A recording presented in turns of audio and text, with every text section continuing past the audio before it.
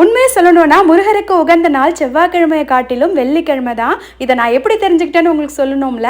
சுரசம்ஹாரம் நடக்கும்போது திருச்செந்தூரில் லைவ் போகும்ல, அப்போ வந்து பார்த்தீங்கன்னா சொற்பொழிவாளர்கள் சொல்லியிருந்தாங்க ஒரு 2-3 பேர். அவர் செவ்வாய் திசைக்கு அதிபதிங்கிறதுனால வீடு நிலம் வாங்குறவங்க செவ்வாய்க்கிழமை வெற்றிலை தீபம் போடுவாங்க.